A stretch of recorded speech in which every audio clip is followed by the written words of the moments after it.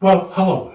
Today we're going to do half an hour of standing. We're going to do this kind of forward stance like this, with the arms out like this. Usually the back arm is a little bit lower than the higher arm, the front arm, and the back arm is kind of pointing towards the front arm. You can do it in different ways. You can change and point forward like this, and you can have the arms on the same level. So there's multiple different variations. It just depends what you're working on. We'll keep this kind of this kind of posture. That's what I wanted to say. It's sometimes called combat posture. I think it's Han Xiguang or Yang De Mo, maybe both, talk about the idea that there isn't really a combat posture. It's the visualizations that you use very often define whether it's kind of a health posture or a combat posture. And I've talked before about really it's bow that really matters rather than the posture itself. But by definition, we very often use this kind of position as our basic templates for fight-based stuff. So we kind of see it a little bit like that. I suppose the danger of that is there's usually the back arm is lower, but we don't necessarily want to do that when we're sparring or something like that. So the visualizations that we're going to do today are really simple. So I don't want to talk too much today. I find it much more difficult to do my standing when I'm talking and to get into the right feeling.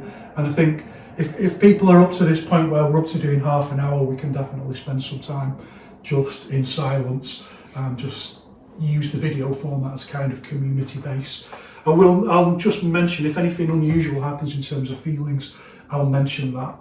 But otherwise we'll stand for a bit, and then much later on in the standing I'll start doing the visualizations, because I want people to kind of understand this kind of dual nature of standing. So it works in two phases at least at first. One is relax, and then the other is start to play with kind of internal forces and tensions in the body.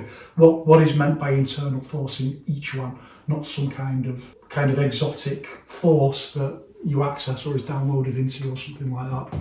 The actual tensions and contradictions in the body that we're playing with, and that's why we do these visualizations. And in this case we want to really work with our oppositional force, and we want to link it very closely to our key idea of open, close, up and down. What we're going to do is we're going to imagine a tree, and in the original Yiquan, as I understand it, as Wang Shanzhai taught it, you just imagine kind of holding a tree and hugging it, and Yao Zhong created some variations on that. It's kind of natural that it evolves step by step like that.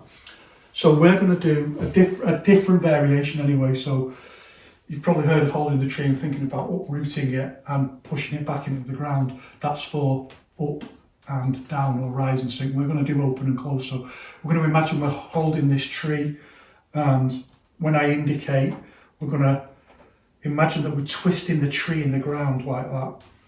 Twisting the tree. So it's on our forearms and we're twisting it, and we can't hardly move it. We're just making these micro movements. But from these micro movements, it kind of vibrates up into the tree. Imagine the tree with loads of leaves, and it's quite big. And think about the leaves shaking and the fruit shaking on the tree and birds flying out. And just through first of all, what we want to do is not use micro movements at all, but just hold. When I say hold, I mean, imagine if you're throwing a punch like that, and you're using open, and then you just hold the posture with the intent. It's not that complex in reality, but it's because it's a physical feeling, it's difficult to get across in words, but this is very much movement within stillness. So the feeling that you're triggering the muscles that would make you move like that, but you're not moving. So it's kind of movement within stillness. In the simplest possible way, it's movement within stillness. And the same for close, like that. Like if you just let go, you'd begin moving. So you're triggering all the muscles that you would use to move, but you're bringing them up to that liminal point just before you move. And then there's something more advanced that starts happening where the more you relax, the more you can intensify that feeling of kind of movement within stillness. So we want to try and get that and that intensified feeling.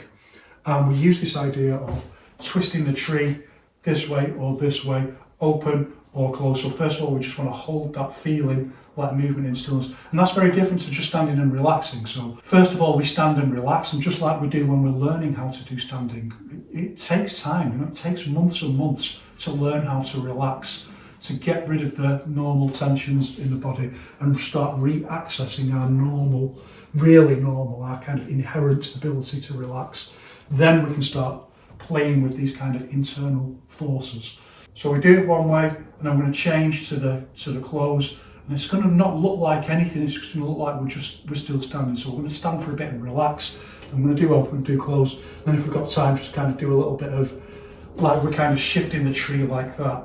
So it would look like that if we did it bigger, but it's tiny.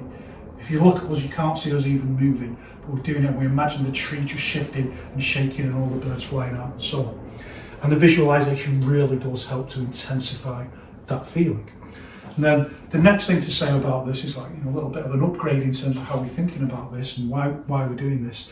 This is exactly the same thing as, for example, when we throw a jab or a cross. It's exactly the same feeling. When we hit and stop at the lock point, that feeling is exactly the same as in standing. So it's training the same thing, but from coming at it from a different angle, because when we hit the lock point, normally we relax up into it, hit the lock point for a split second and hit our target, and then we go back into whatever the next posture is. So there's a direct relationship between these two things and why we're training them and creating this feeling and intensifying. Don't forget, we're training our body. We're not an aerial downloading some kind of exotic force. We're training our body. And this is one of the ways that we're training it, and one of the things that we're training it for. The exact feeling of bow when we hit the lock point is exactly, we can just change any of those into a standing posture at any time and just hold it. It's the same feeling. That's the interconnection of what we're doing. Why that's a very good way of training that kind of lock point is a whole other question. And also there's an issue around, some people can get it faster than others. So some people have the feeling quite naturally straight away. Maybe they can't get power in it or something like that. But there's also lots of other issues around relaxation and getting to that point explosively to hit that standing also helps us with. So it's always over-determined. I think that's enough. So whatever it is that you do for your warm up, let's crack on and do that. I'll do a little bit of a warm up myself, and then I'll keep time as ever. And as ever, try and do the half an hour. If you can't, it doesn't matter. Just keep building, you'll get there. Ooh, mate, stop. So let's warm up a little bit.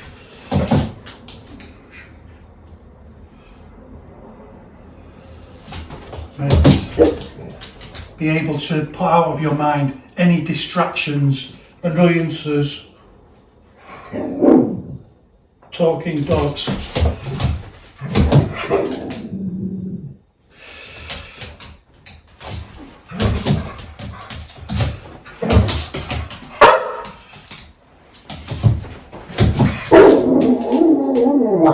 I know, but I'm busy right now. Go for the single leg takedown.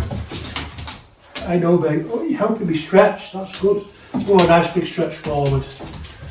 Release off those bands. You calm down now. Calm down, Trish. You calm down. Be calm. Whoa, shake it off. That's just like that. So I'm going to do that as well. Right, so minutes to stop. His master's voice. Minute to go.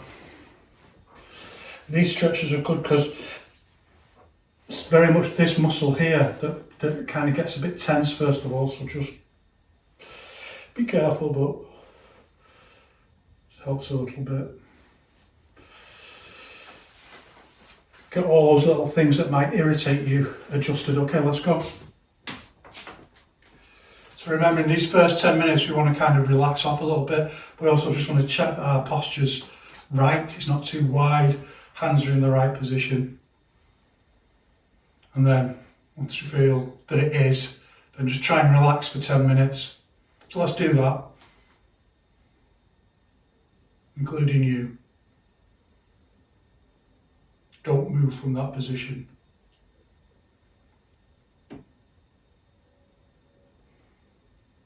See there straight away, just like a little bit of a, I'm sure you could physically see that, just to relax off from the tension, and just the posture adjusted just ever so slightly. I was going to say adjusted itself, but the intention in my body adjusted it.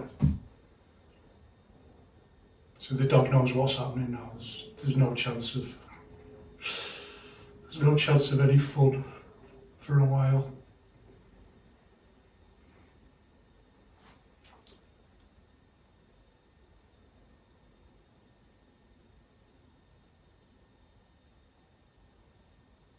So remember our 2 stages. The first is just to try and relax before we begin working with any visualization.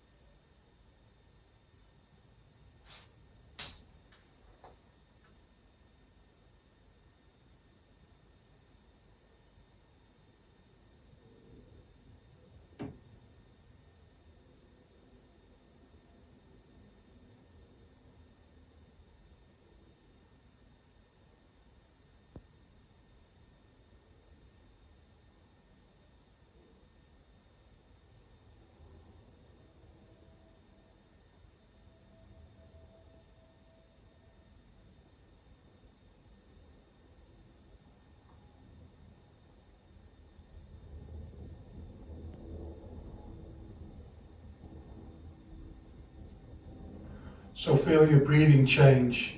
It's like a difference when we say natural breathing. Don't want like kind of panicked breathing in the chest. You know, when you breathe up in the chest, you don't breathe deeply into your tummy. You want to breathe.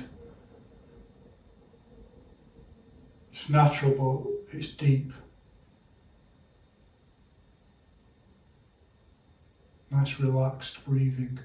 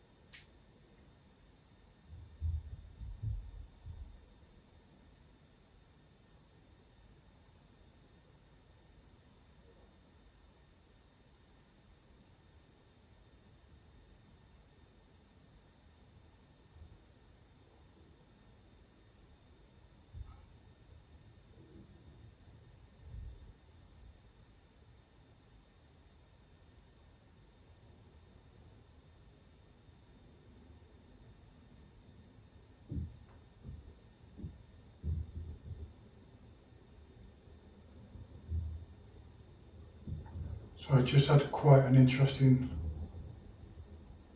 thing then. It's not something that happens a lot, but a bone in my spine just cracked. Obviously not in a bad way. Just like, that's a deeper, it must be like deep relaxation, like the spine itself relaxing and just like cracking a knuckle just cracks. That doesn't happen very often, but happens every so often.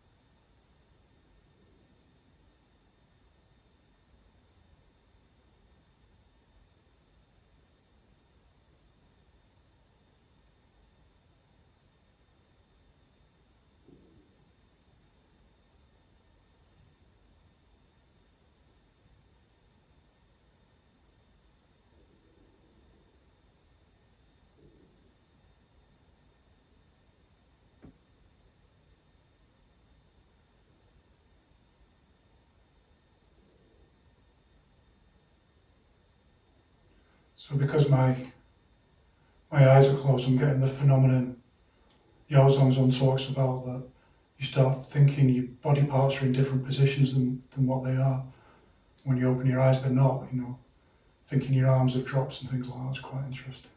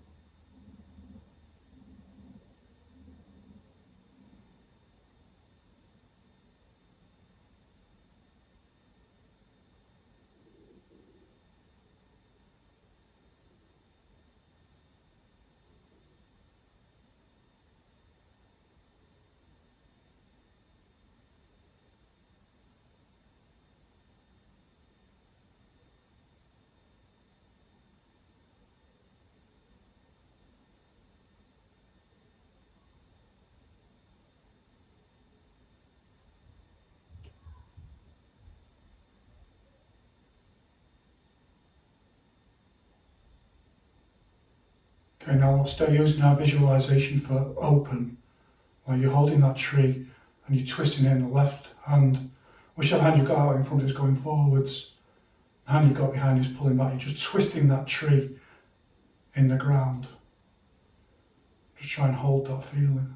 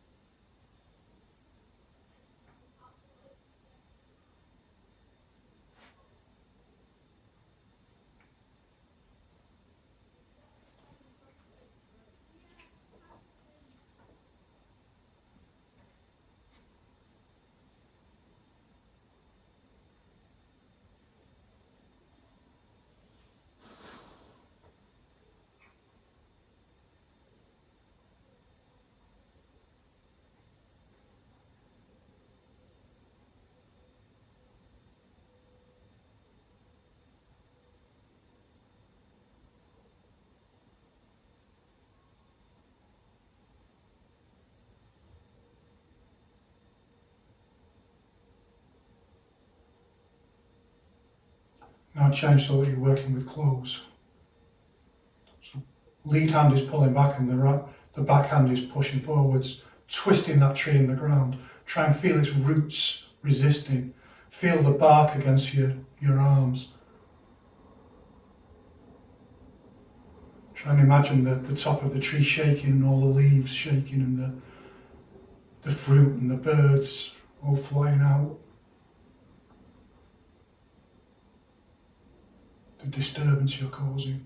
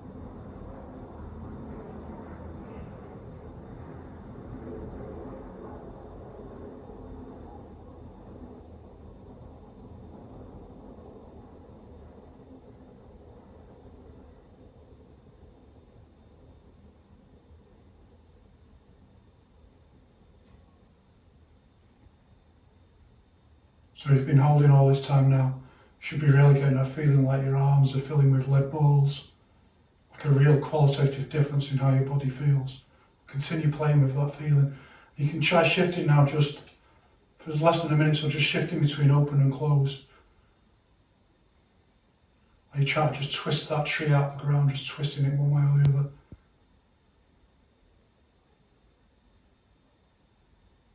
Shaking it loose. Imagine all the leaves shaking at the top. From your micro movement, creating that massive movement at the top of the tree.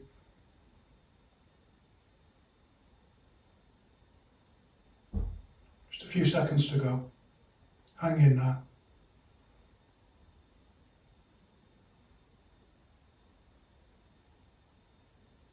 Got my eye on the clock.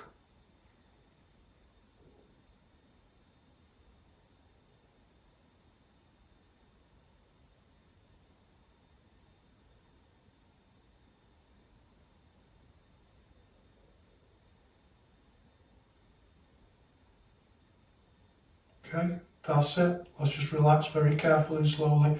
Remember, you can hurt yourself. A lot of tension in the body at that point. Now breathe in. Out.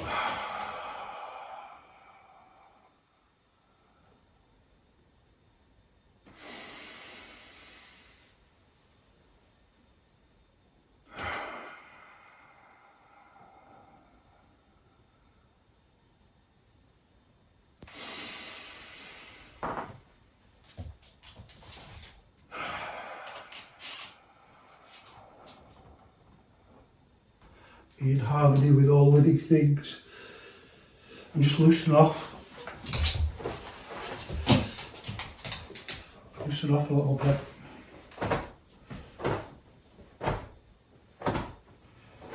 If you're feeling quite tense, you can do this.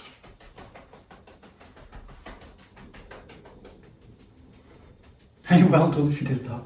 Half an hour.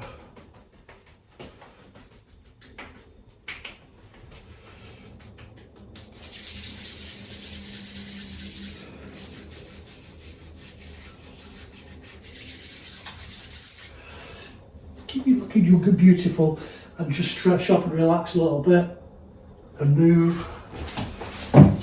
I always like this, just doing this, just move. Stop. Just moving like this, and then just basically just like when we start warming up before we do our standing. So, how did you find that? If you did the half an hour, that's really, really great. We're really building up to that now. You can do things like, you can change, if you want to change 15 minutes, do the other side, 15 minutes. Doesn't make that much difference. It's a long-term project, building up resilience. You don't ruin it just by changing it or just relaxing your arms a little bit. But you do get the gains by holding the posture. So if you did hold the posture, by now, by around about the half an hour point, you should be starting to get what we mean by the body becoming like it's filled with lead. And this is a metaphor that's used in a couple of ways, one negatively, one positively. So it's recommended that at a certain point you feel like a cast, like molten lead poured into a cast. So like that molten lead's inside, but the outside is solid. So that's when you start feeling and playing with the micro movements and so on. That liquid, that molten lead is inside, but the cast itself is solid. But also at the same time, I think it's Wang Shenjai. Is it Wang Shenjai? Maybe Han Zhuang talks about and warns against moving like a block of lead. So don't get confused. So I think it's Wang Shenjai makes a very specific point that whole body connectivity doesn't mean moving like a block of lead. It's kind of like there's molten lead inside you. This outside cast just causes you to move in this kind of structural way, micro movements when we're standing. So you probably start to get a feeling a bit like that. And you'll be getting other feelings like, it's inevitable, blood's going to drain out your arm, you get pins and needles and stuff like that. But in terms of the visualization, work on that. You can do it sooner in the standing if you're getting the feeling, and it intensifies the feeling anyway. So try and feel the bark on your arms, and try and feel like you're twisting and shaking that tree, and then playing with the micro movement. So as we said before, first of all, just holding the posture and feeling it, and then playing with the micro movement. So hopefully everyone kind of got up to that. If not, keep going. These videos, especially these standing videos, I don't necessarily expect people to be able to do them just straight away. Like, work up to them. This is the thing to work up to, and then eventually get up to your half an hour point, and we'll keep building. As I say, we'll probably get up to 40 minutes is the goal for this, for this kind of beginner's course. 40 minutes is the point Wang Shenjai recommends. That's your bog standard unit of measurement, so we'll try and get up to that. Okay, that's it. Thanks for standing with me, and thanks to the dog, and it's goodbye from him, and it's goodbye from me, and it's one love. I'll see you in the next one.